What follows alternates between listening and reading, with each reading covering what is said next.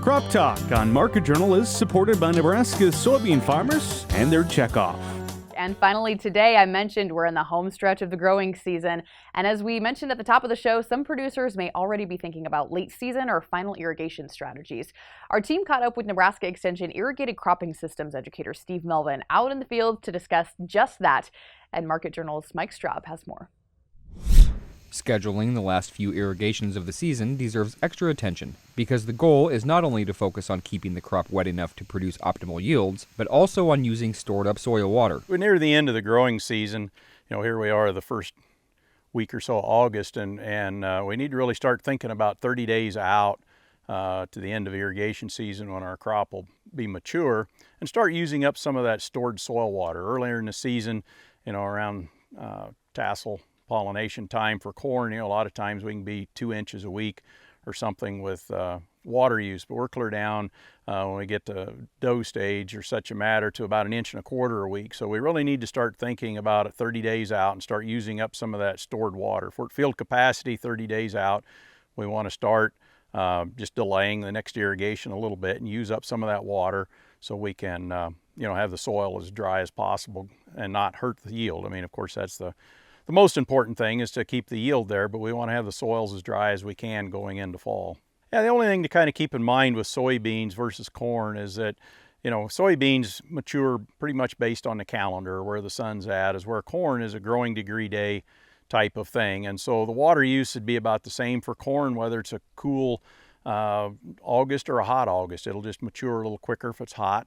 The water use will be about the same. And so kind of keep that in mind that, the beans will mature pretty much on the calendar. The corn, it's based on just how warm a conditions it is. So there's just a little bit of difference between corn and soybeans. University of Nebraska Extension irrigation scheduling recommendations encourage irrigators to allow the crop to continue using more and more of the stored soil water starting in August and continuing into September when the crop is mature. Yeah, we've often said, calculating the last irrigation of the season, but I really like to back up about 30 days before black layer and start thinking about it then, because what we really don't want to do is have the soil at profile at the dent stage and then just walk away from the field and not put any irrigation water. We want to slowly use up that deeper water down at 4 feet that we want to use up late in the season. So it's best about 30 days before black layer or maturity of the crop to start using up that stored water and not just wait until the last minute. The pivot doesn't care if it goes around on September 10th. We may not want to irrigate anymore, but the pivot really doesn't care. So if we kind of delay it, assuming might be some rain come, it does still rain in the end of July and September.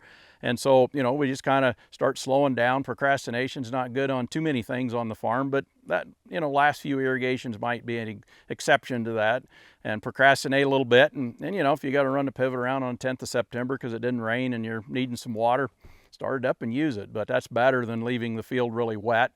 If we leave the field wet, we get a wet fall, which this year may be a time, we're looking at so far this growing season, we could end up with a wet fall. If the field is really dry, without affecting yield, we can get more rain without having to, mud the crop out. Also, another really important thing is that we get, in that central part of the state, Grand Island or something, about 13, 15 inches of water over the off season. From harvest or black layer until about the middle of May, when the crop really starts using some water. Even out in the panhandle, it's like 8.5 inches. And so, a good silt loam soil can only hold about 5.5 inches if we use it to that level we talk about, and a sand is only a couple inches. So if we can use up as much as we can, it'll store more of that. And if it doesn't store it, it deep percolates. And of course, then it takes some nitrogen with it too. So there's lots of good reasons, in addition to just saving water and money, to really pay attention to irrigation late in the season and leave the soils as dry as we can.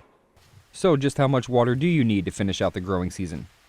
Consider trying the irrigation meter calculator provided on CropWatch.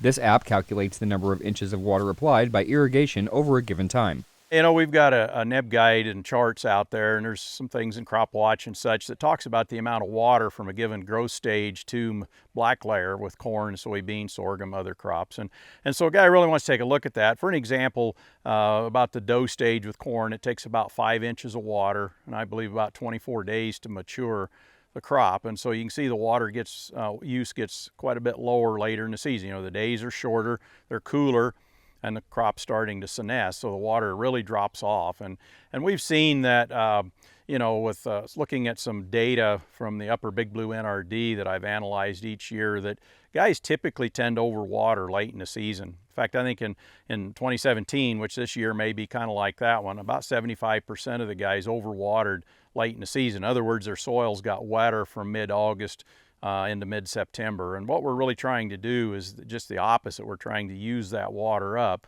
So a guy just needs to keep in mind that water use really drops off late in the season. And soil water monitoring equipment's the best way to tell it, but also you can use other things. We've got a calculator that's based out of Crop Watch that you can put your numbers, your crop in, and the maturity date and things, and you can kind of see what that water use is going late into the season. But it gets pretty low, from that 2 inches in the peak in the summer, it'll drop down under an inch a week when you get on later into the year. So you really need to just look up the numbers, and that information's out there. Certainly take a look at the sources and see what it is late in the season.